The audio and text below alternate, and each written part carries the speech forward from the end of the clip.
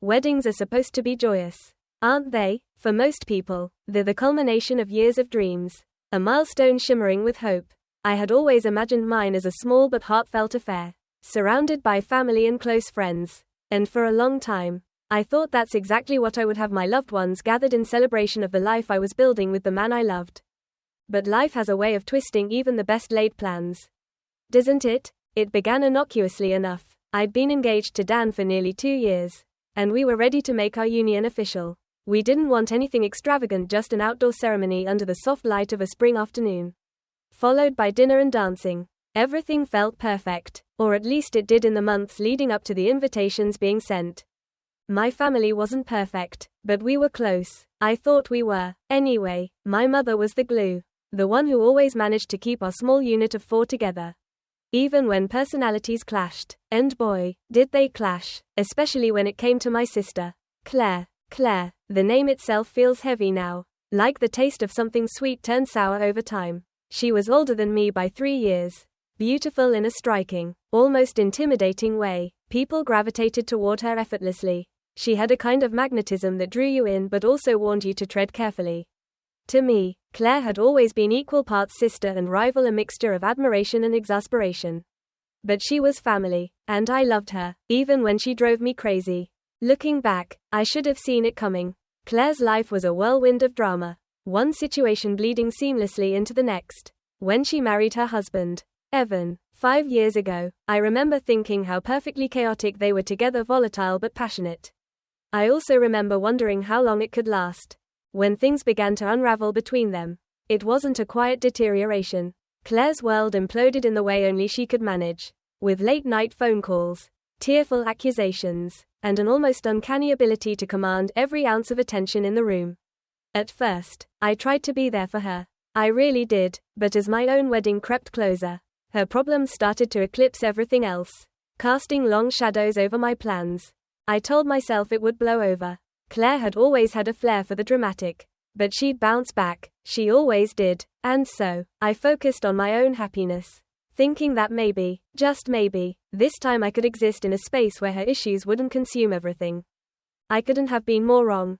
As the months slipped by and the wedding grew closer, Claire's marriage spiraled further out of control. At first, the details were murky. She told me bits and pieces of her troubles with Evan in dramatic, half-coherent phone calls, her voice trembling with anger or tears, depending on the day. One night, he was the villain, a heartless man who had emotionally abandoned her.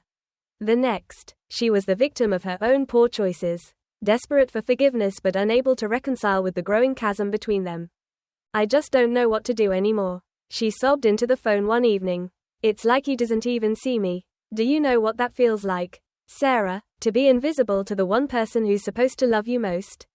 I tried to be empathetic. I really did. I listened, offered reassurances, and suggested she talk to a therapist or seek professional help. But the truth was, I was exhausted. Every conversation felt like walking a tightrope, trying to balance my concern for her well-being with my growing frustration at how her problems seemed to overshadow everything else. It wasn't just the phone calls. My parents, ever eager to mediate and keep the family intact, began rallying around Claire in a way that left little room for anything else. My mom, in particular, threw herself into trying to fix Claire's marriage, spending hours on the phone with her or visiting her house to help her sort things out. My dad, quieter but no less involved, acted as the steady anchor, offering support whenever Claire needed it. And then there was me, stuck on the sidelines. I watched as my own milestones were relegated to the back burner. Conversations about my wedding became brief, almost dismissive. We'll get to it, Mom would say, her voice tinged with exasperation. But your sister needs us right now. It stung more than I wanted to admit. I told myself it wasn't personal, that Claire's struggles were genuinely overwhelming for everyone. But as the weeks dragged on, a nagging feeling settled in the pit of my stomach, a sense that my wedding, my joy, was being treated as an inconvenience rather than a celebration. The real shift happened about 2 months before the wedding. By then, Claire and Evan had officially filed for divorce, and the fallout was as dramatic as you'd expect. There were heated arguments, custody battles over the dog, yes, the dog, and an endless stream of blame that seemed to flow in every direction. Claire was furious, wounded, and looking for anyone to validate her pain. At first, Her resentment was aimed squarely at Evan. But as her anger festered, I began to notice subtle changes in how she treated me. Her usual warmth, though often tinged with a hint of condescension, gave way to something colder, more biting. She made snide comments about my wedding plans, questioning everything from the guest list to the choice of venue. "Are you sure you want to have it outdoors?" she asked one afternoon, her tone dripping with skepticism. "What if it rains? Or worse, what if it's too hot? People are going to be miserable." I brushed it off, telling myself she was just projecting her own unhappiness. But the remarks kept coming, each one a tiny needle pricking the bubble of joy I'd tried so hard to preserve. And then, one day, she said something that stopped me in my tracks. "You know," she began, her voice casual but her words anything but. "It's kind of funny that you're having this big wedding right now. Don't you think it's a little, I don't know, insensitive, considering everything I'm going through?"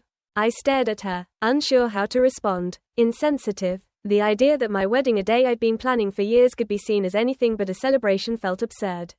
But the way she said it, as if I was somehow selfish for wanting to move forward with my life, planted a seed of doubt in my mind. I tried to reason with her, to explain that my wedding wasn't meant to take anything away from her. "Claire, I'm not trying to overshadow you," I said, my voice trembling. "This is just my time. Can't you be happy for me?" She didn't answer, at least not directly. Instead, she sighed heavily, her expression a mixture of disappointment and something else I couldn't quite place, something darker. It was the first time I realized she wasn't just upset about her own life. She was resentful of mine. From that moment on, things escalated quickly. Claire's remarks became sharper, her resentment more pronounced. She started telling anyone who would listen that I was being selfish, that I didn't care about her struggles, that my wedding was a deliberate affront to her pain. And slowly, painfully, my family began to take her side. The weeks leading up to my wedding should have been filled with joy, anticipation, and the buzz of final preparations. Instead, they were dominated by tension and whispered accusations that seemed to grow louder by the day. Claire's resentment, once simmering beneath the surface, boiled over in ways I couldn't have predicted. It started with little things, moments so subtle that at first, I doubted my own perception. When I mentioned finalizing the seating chart, Claire rolled her eyes and muttered something about petty details. When I showed her a picture of my dress during what I thought was a sisterly moment, she barely glanced at it before changing the subject. I tried to let it go, chalking her behavior up to the stress of her divorce. But the undercurrent of hostility grew stronger, and soon it wasn't confined to private moments between us. She started making comments in front of the rest of the family, carefully worded to seem innocuous but laced with venom. "Must be nice to have everything going your way," she said at dinner one night, her tone light but her eyes sharp. "Some of us don't have the luxury of pretending life is perfect." My parents, seated on either side of her, exchanged glances but said nothing. It was as though they were walking on eggshells, afraid to set her off. I, however, couldn't hide my irritation. "It's not about pretending, Claire," I said, trying to keep my voice steady. "It's about celebrating something good. Good for you, maybe," she shot back, her smile tight. "Not everyone's in the mood to celebrate right now." Her words hung in the air like a bad smell, and I felt the weight of everyone's gaze. No one came to my defense. Not my mom, who had always been my biggest cheerleader. Not my dad, whose quiet presence I'd come to rely on in times of conflict. They just sat there, caught in the web Claire had spun around them. The real turning point came a week later, when my mom called me out of the blue. Her voice was hesitant, the way it always was when she had something unpleasant to say. I braced myself, already suspecting what was coming. "Sarah, honey," she began, "I've been thinking about what Claire said the other day, about the timing of the wedding." "What about it?" I asked, my heart sinking. "Well, she made some valid points. Things are really hard for her right now, and maybe it's not the best time for a big celebration." I felt as though the ground had shifted beneath me. "What are you saying, Mom? Are you suggesting I postpone my wedding?" No, she said quickly, though her tone lacked conviction. "I'm just saying maybe we should be more sensitive to what she's going through. She's your sister, Sarah. She needs us right now." Her words hit me like a slap in the face. For months, I'd been trying to balance my excitement with empathy for Claire's struggles, bending over backward to avoid making her feel excluded or overshadowed. And now, my mother was asking me to prioritize Claire's pain over my own happiness. I hung up the phone feeling more alone than ever. It wasn't just Claire who was undermining me, it was my whole family. They were so consumed by her turmoil that they couldn't see how much their actions were hurting me. The final blow came 2 weeks before the wedding. I'd invited my family over for dinner, hoping to bridge the growing gap between us. I spent the day preparing, cooking their favorite dishes and setting the table with the kind of care usually reserved for special occasions. I wanted to remind them that this was a celebration, not just for me but for all of us. But as soon as they arrived, I could tell something was off. Claire's expression was guarded, her arms crossed as she took a seat at the far end of the table. My parents seemed tense, exchanging nervous glances as though they were bracing for an argument. The conversation started politely enough, but it didn't take long for Claire to steer it toward her divorce. She launched into a tirade about Evan, detailing every perceived slight and betrayal. My parents nodded sympathetically, hanging on her every word. I waited for a pause, hoping to redirect the conversation. When it came, I took a deep breath and said, "I know this has been a tough time for you, Claire, but I'd really like to focus on the wedding tonight. It's so close now, and I want you all to be part of it." The silence that followed was deafening. Claire stared at me, her eyes narrowing. "You really don't get it, do you?" she said, her voice low and dangerous. "You've been so caught up in your perfect little wedding that you haven't even noticed how much you're hurting this family." "Hurting the family?" I repeated, my voice shaking. "How? By getting married? By being selfish?" she snapped. "By refusing to put anyone else's feelings ahead of your own." I looked to my parents for support, but they wouldn't meet my eyes. In that moment, I realized just how deeply Claire's narrative had taken hold. She'd cast herself as the victim and me as the villain, and they had fallen for it completely. Claire stood abruptly, pushing her chair back with a screech. "I can't do this," she said, grabbing her purse. "I can't sit here and pretend to celebrate when everything in my life is falling apart." She stormed out, and my parents followed after her, murmuring apologies but never once looking back at me. After Claire stormed out, the emptiness in the house was almost unbearable. I sat at the dining table, staring at the half-eaten meal that had taken hours to prepare. It was as if the warmth I'd worked so hard to create had been sucked out of the room. The walls felt closer, heavier, like they were pressing in on me. I thought about calling my mom, asking her to explain why she and my dad had followed Claire out the door without so much as a glance in my direction. But the thought of hearing her voice lightly strained, hesitant, full of excuses made my stomach churn. Instead, I cleared the table in silence, my hands trembling as I scraped food into the trash. Every plate I stacked, every glass I rinsed, felt like another piece of my dream crumbling. In the days that followed, my parents' behavior became more distant, almost evasive. Calls that once lasted for hours dwindled to curt conversations, punctuated by vague assurances like, "We'll figure it out," or, "Things will work out." But the underlying tension was impossible to ignore. It wasn't long before the truth came out. A week before the wedding, I received a text from my mom. Not a call, not even an email, a text. "Sarah, we need to talk. Can we come by this evening? It's important." The message felt like a boulder dropped into my chest. I stared at it for several minutes, debating whether to respond, but deep down, I knew I couldn't avoid the conversation. Whatever they had to say, it was better to hear it now than on my wedding day. When my parents arrived, their faces were grim, their postures stiff. They sat on the couch, side by side, their hands clasped tightly as if they were bracing themselves. I didn't even offer them coffee. I just wanted to get it over with. "What's going on?" I asked, my voice as steady as I could manage. My mom was the first to speak. "Sarah, this isn't easy for us to say, but we've decided we can't come to the wedding." For a moment, I thought I'd misheard her. The words didn't make sense. "What?" I asked, my voice barely above a whisper. "It's not that we don't love you," she said quickly, her tone almost pleading. "It's just that with everything Claire's going through right now, we think it's best if we take a step back." "A step back?" I repeated, my voice rising. "From what? Supporting your own daughter on her wedding day?" "It's not about you," my dad interjected, though his words felt hollow. "It's about keeping the family together."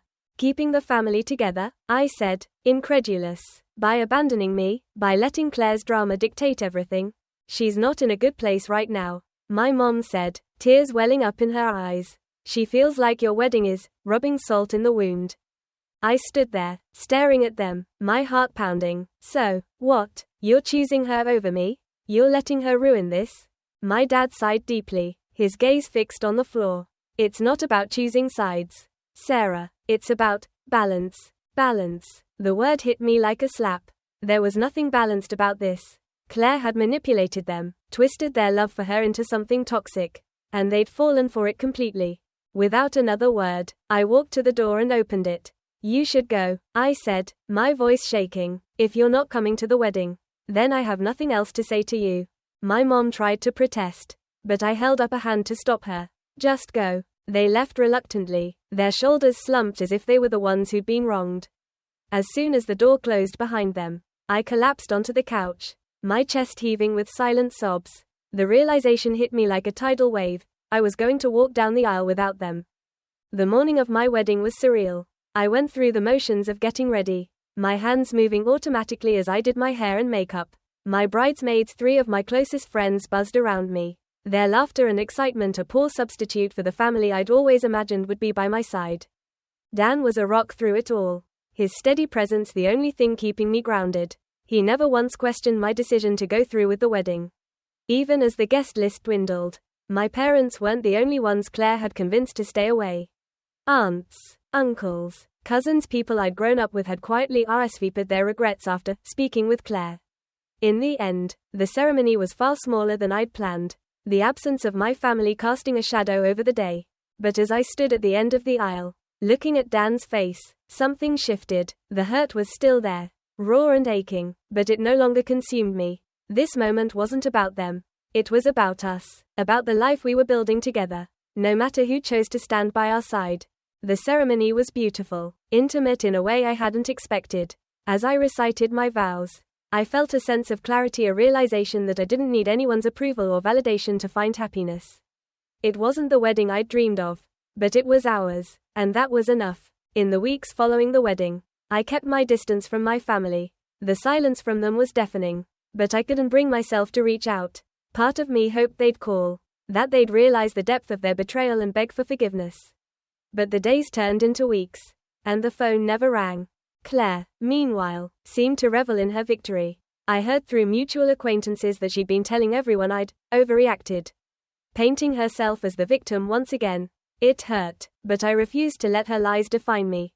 Dan and I focused on building our life together, pouring our energy into our new home and our shared dreams. Slowly but surely, I began to heal, though the scars of that day, the empty chairs, the conspicuous absence of my parents remained. In the weeks after the wedding, I existed in a kind of emotional limbo.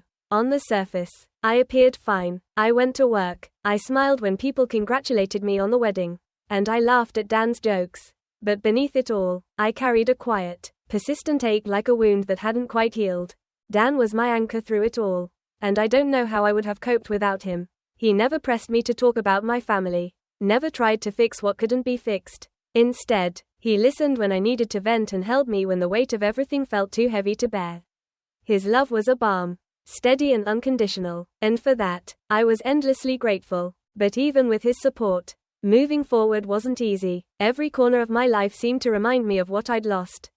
The framed wedding photo on our mantelpiece, a beautiful shot of Dan and me under the archway of flowers, only highlighted the absence of the people who should have been there. Social media, with its relentless stream of happy family posts, felt like salt in the wound. I found myself scrolling through old photos of holidays and birthdays, wondering how everything had unraveled so quickly. For a while, I wrestled with guilt. Claire's accusations that I was selfish, insensitive, uncaring echoed in my mind, no matter how much I tried to silence them. What if she was right? What if my desire to have my wedding, on schedule, had been thoughtless? What if I really had put my happiness above her pain? But as the days turned into weeks, I began to see things more clearly. I thought about the countless times I'd supported Claire, even when it meant putting my own needs aside. I thought about how I'd listened to her vent, consoled her during her fights with Evan, and tried to include her in my wedding plans. Despite her hostility, I realized that her pain wasn't my fault, and her bitterness wasn't my responsibility to carry. Slowly, I started to reclaim pieces of myself. I poured my energy into our home, turning it into a space that felt warm and inviting. I threw myself into work, taking on new projects that reignited my passion. I leaned on my friends, who had been unwavering in their support, and found comfort in their love and loyalty. About 2 months after the wedding, I ran into my Aunt Laura at the grocery store. She was one of the few family members who had attended the wedding. Despite Claire's attempts to dissuade her, seeing her was a bittersweet reminder of what I still had and what I'd lost. "Sarah," she said warmly, pulling me into a hug. "It's so good to see you." "You too," I replied, though my smile felt fragile. "How have you been?" We chatted briefly about mundane things, work, the weather, her grandchildren before the conversation inevitably turned to the family. "I'm so sorry about everything," she said, her expression tinged with sadness. "You didn't deserve any of it." I shrugged, trying to seem nonchalant. "It is what it is." Laura frowned. "You know, your parents, they're starting to see things more clearly. Claire's been, well, let's just say her stories don't always add up." The words hit me like a punch to the gut. "What do you mean?" She hesitated, as if debating whether to say more. "Let's just say she's been telling different versions of the same story to different people. And it's starting to catch up with her. Your mom mentioned something about regretting how things went with the wedding." I didn't know how to respond. Part of me wanted to feel vindicated, to revel in the fact that Claire's lies were finally unraveling. But another part of me, bigger, louder, felt nothing but exhaustion. The damage was done, and no amount of regret could erase the hurt they'd caused. A week later, I received a letter in the mail. The handwriting on the envelope was unmistakably my mom's, and my stomach churned as I opened it. Inside was a single sheet of paper. The words scrawled in her familiar, slightly slanted script. "Dear Sarah, I've thought about calling, but I wasn't sure you'd want to hear from me. So, I decided to write instead. I want to start by saying I'm sorry. Truly, deeply sorry, for everything, for not being there for you on your wedding day, for letting Claire's pain blind me to your happiness, for failing you as a mother. You were right. I let her manipulate me. I let her convince me that you were the villain when, in reality, you were just trying to live your life. It was easier to go along with her narrative than to face the truth, that she was using her pain to control us. I don't expect you to forgive me, but I hope you'll at least give me a chance to make things right. You deserved better, Sarah. You always have. Love, Mom." I read the letter 3 times, my emotions swinging wildly between anger, relief, and sadness. Part of me wanted to crumple it up and throw it away, to shut the door on her and everyone else who had abandoned me. But another part of me, the part that still longed for the family I'd once had, felt a flicker of hope. Forgiveness didn't come easily. It wasn't a single moment of clarity or a grand gesture of reconciliation. It was a slow, painful process of letting go, not for their sake, but for mine. I knew holding on to my anger would only poison me, and I refused to let Claire's toxicity define my life. Eventually, I agreed to meet my mom for coffee. The conversation was awkward at first, filled with long silences and tentative apologies. But as we talked, I saw the remorse in her eyes, the genuine regret for what had happened. It didn't erase the pain, but it softened the edges. Claire, on the other hand, never apologized. She doubled down on her lies, refusing to take responsibility for the damage she'd caused. I made the decision to cut ties with her completely, knowing that I couldn't rebuild my life while keeping her in it. In the end, the experience changed me in ways I hadn't expected. It taught me the importance of setting boundaries, of valuing myself even when others didn't. It showed me who I could rely on, Dan, my friends, my Aunt Laura, and who I couldn't. Most of all, it reminded me that my worth wasn't tied to anyone else's approval. My family is still fractured, and maybe it always will be, but for the first time, I'm at peace with that. I've built a life filled with love, resilience, and hope, and I know now that I'm strong enough to face whatever comes next. As I sit here, writing this, I glance at the framed wedding photo on the mantelpiece. The empty chairs no longer haunt me. Instead, they remind me of how far I've come and how much I've gained in letting go. Months passed, and life settled into a new rhythm. Dan and I found joy in the little things: weekend hikes, lazy Sunday mornings, and the quiet comfort of knowing we had each other. The wounds left by my family's absence on my wedding day were still there, but they no longer felt fresh. Time, as it tends to do, began to dull the edges. Then, one afternoon, the phone rang. I almost didn't answer it. The number wasn't familiar, and I'd grown wary of unprompted calls. But something made me pick up. "Hello, Sarah, it's Dad." His voice, so rarely heard in recent months, stopped me in my tracks. I didn't know whether to feel relieved, angry, or indifferent. My emotions tangled together, leaving me grasping for words. "I know I'm probably the last person you want to hear from. he continued when I didn't respond. But I need to talk to you. About Claire. At the mention of her name, my stomach tightened. What about her? There was a pause on the other end, followed by a heavy sigh. She's been saying some things. About you, about the wedding, and your mom and I. We're starting to see things more clearly. The way he said it, as though it was some great revelation, sent a wave of frustration coursing through me. But before I could respond, he added, "Can we meet, please?" Against my better judgment, I agreed. We met at a small cafe near my house. Dad arrived early, his shoulders hunched and his face lined with worry. It struck me how much older he looked, as if the past few months had aged him more than the previous years combined. When I sat down, he wasted no time getting to the point. "Sarah, I owe you an apology," he began, his voice thick with emotion. "We owe you an apology. We let Claire manipulate us. She made us believe things that weren't true, and we were too blind or too afraid to question her." I stared at him, unsure how to respond. Part of me had waited months to hear these words, but now that they were here, they felt hollow. The damage was done, and no amount of remorse could change that. "What exactly did she say?" I asked, my voice calm but firm. He hesitated, as if weighing whether to tell me the whole truth. Finally, he said, "She told us you'd been mocking her. That you said her divorce was her fault. That you called her a failure. That you didn't want her at the wedding because she'd ruin the vibe." Each accusation felt like a punch to the gut. "And you believed her?" I asked, my voice rising despite my efforts to stay composed. He winced. "We shouldn't have, but at the time, she was so convincing. She was hurting, and we wanted to help her. We didn't see it for what it was." "And what is it?" I pressed. "Control," he admitted, his shoulders slumping. "She wanted control. Over us. Over you. Over the narrative." His words hung in the air, heavy and suffocating. For months, I'd known this deep down, but hearing it from him made it feel more real and more infuriating. "Why are you telling me this now?" I asked. "Because we're done enabling her," he said, his tone resolute. "Your mom and we've started to pull back. We're seeing the pattern, Sarah, and we don't want to lose you because of our mistakes." The conversation left me reeling. For so long, I'd carried the weight of their betrayal, convinced that my family had chosen Claire over me. And while their apology didn't erase the hurt, it opened a door I hadn't realized I'd been waiting for.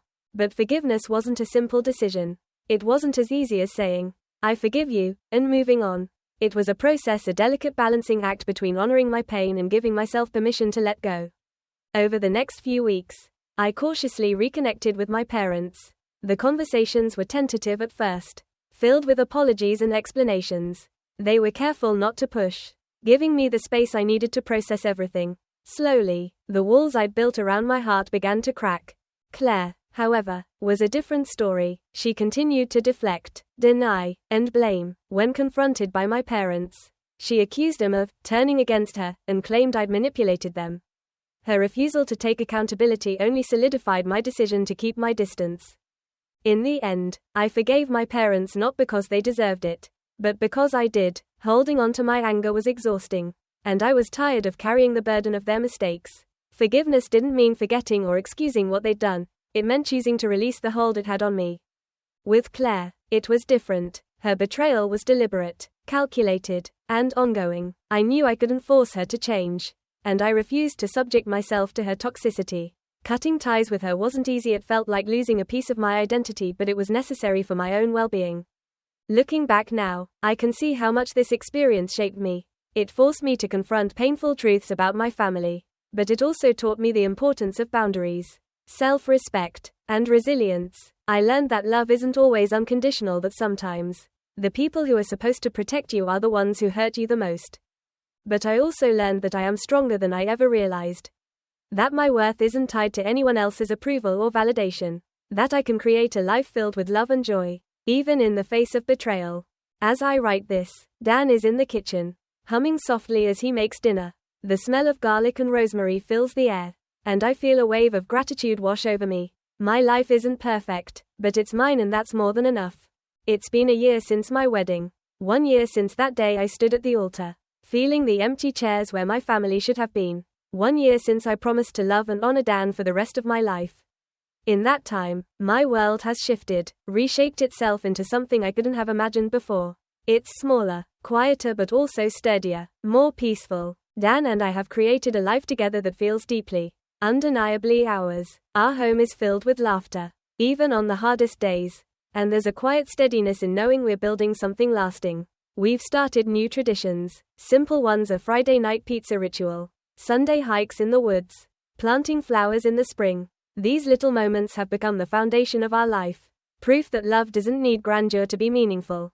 We've also found family in unexpected places. My friends, who rallied around me when my world seemed to crumble, have become more than companions, they're my chosen family. Aunt Laura is still a constant presence, always ready with a kind word or a funny story to remind me that not all connections have to be complicated. My parents have made strides to repair our relationship. It hasn't been easy, and I wouldn't say we're the family we once were, because we're not. Things are different now, more cautious. There's an unspoken acknowledgement that we can't go back to what was, only forward into something new. And while I still wrestle with moments of doubt, I'm learning to accept the good without holding on to the bad. Claire is a ghost in my life now, a shadow of a person I used to know.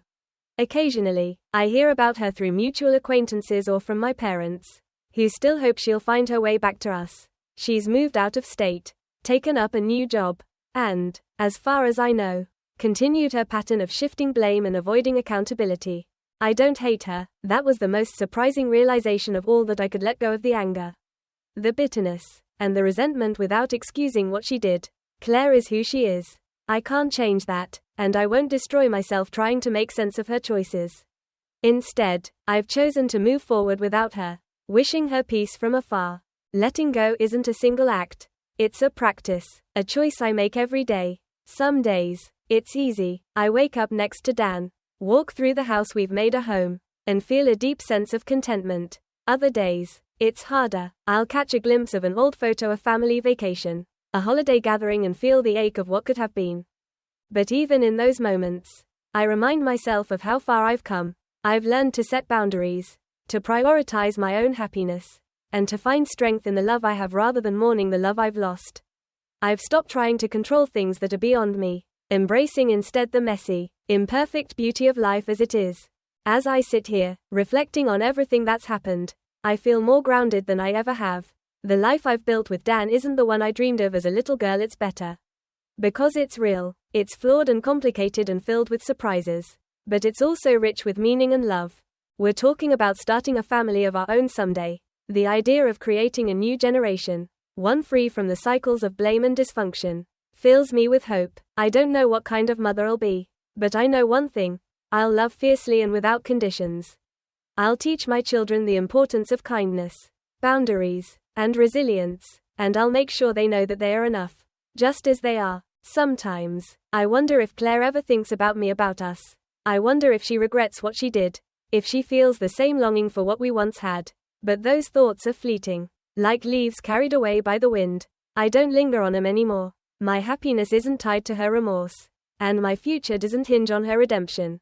I've learned that forgiveness is a gift you give yourself. It doesn't erase the past or justify the wrongs, but it allows you to step out of the shadows and into the light. It frees you to live, to love, and to dream again. And that's what I'm doing now, dreaming of the life ahead, with all its imperfections and possibilities. My story didn't unfold the way I thought it would, but it's mine, and I wouldn't trade it for anything. As I close my journal and look out the window, the sun dips below the horizon, painting the sky in hues of orange and pink. It feels fitting, somehow a reminder that endings can be beautiful too. Tomorrow is a new day, and I can't wait to see what it brings.